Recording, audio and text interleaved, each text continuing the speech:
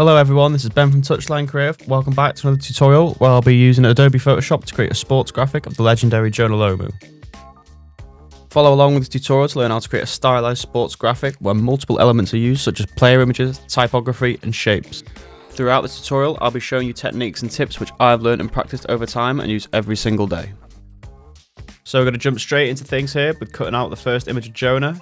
I prefer using the quick selection tool as I find it the most quick and efficient way to cut out the player, and it also ends up giving a really nice result, especially with the hair. You can use the pen or the quick selection tool, but personally I just find it quicker to use the select subject and then any bits that it's missed just go around that afterwards. And you can see how quick and efficient using this method is. I've already cut out 2 players and it's barely been 60 seconds. All I need to do now is select the brush tool and go around with a hard brush any bits that I've missed or may have left out. Just going to speed this next part up so you don't have to sit through and watch me manually paint back in everything that's missing, but you get the idea. This is basically what I think is the quickest way to cut out and edit players.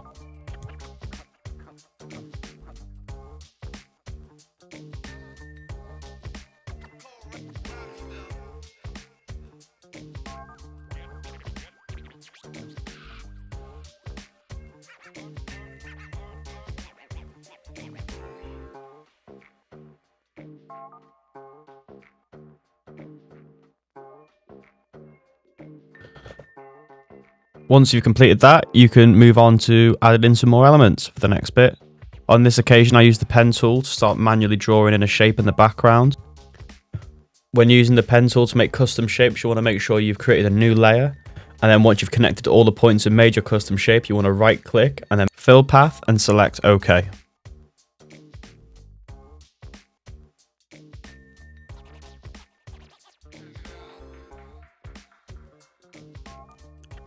For this occasion, I just right clicked in the layer styles panel and just added a color overlay and changed it to light gray.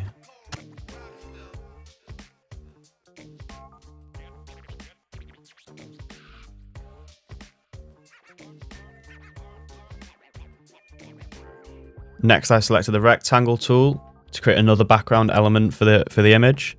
In this one, I used the skew tool to warp and alter the rectangle.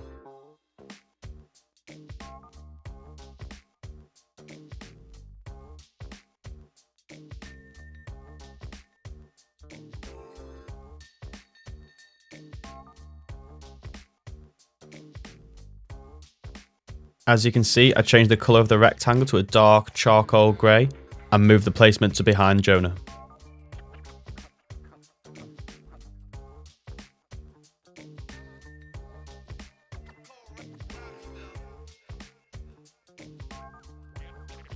Next is a really important step. You need to convert the Jonah Lomu player layer to a smart object. Go into filter, then camera raw filter, and you can really start playing with some of the settings to make him pop.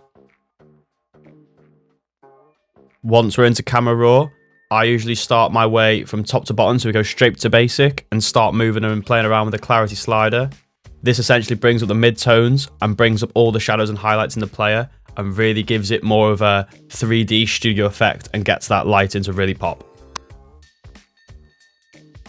Usually what I'll do next is I'll move the texture slider up as well and then play it with the blacks, the whites, the shadows and the highlights each to kind of see how they work and what kind of works best for the picture. It varies from every single picture, so this process never really is the same regarding these 4 things.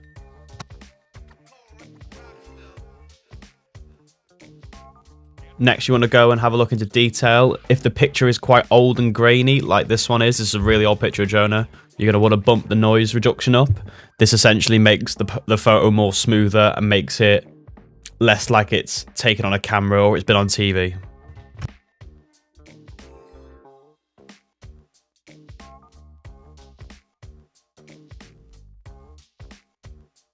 You can see here I just go back into texture and clarity and have a little play around with them, see what works best. Just trying out different things, what works best for the picture.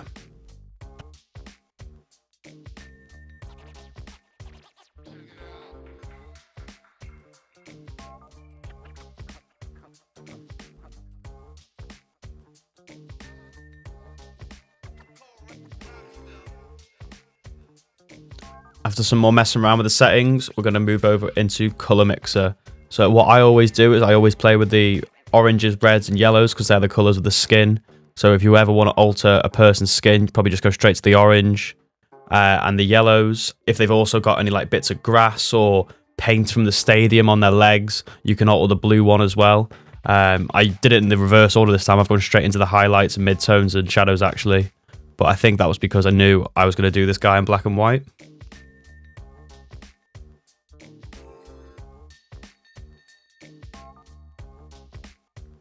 Now you can see I'm looking at the picture and I'm thinking it's a little bit noisy, still a bit too much, too many artifacts going on. So this is why it was really important to make him a smart object. We can go straight back in, all the settings are saved, and we can just play around with it a bit more, increase the noise reduction and see if that makes a difference.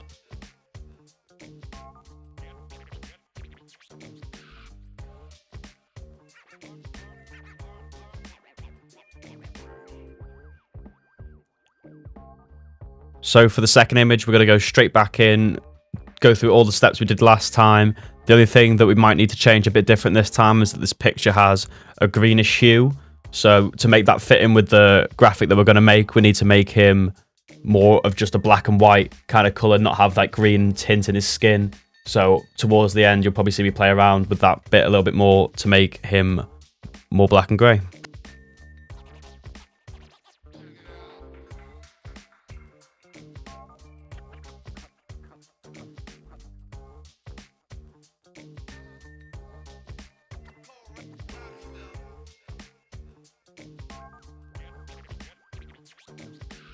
As you can see, lots of tweaking done using quite a lot of noise reduction just because these pictures were really old. Usually if you get some quite modern pictures, you won't really have to use that so much. But you can see I go in here straight away, green straight down, orange down, and then I go into the color grading.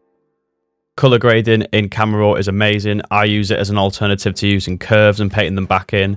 All it essentially does is makes what shadows, what highlights and what midtones you have increased and make them better. So all I do is I usually bump the highlights right up and then mess around with the midtones and shadows.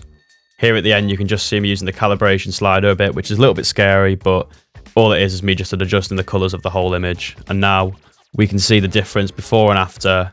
He's 100 times better. He's not green. He's much more realistic and the light's popping off him a lot more. That's the difficult part now over. All that's left to do is just mess around with some elements, play around with the backgrounds, and see what we can come up with. If you like the video, guys, thanks for watching. Subscribe, like the video, and I'll see you in the next one.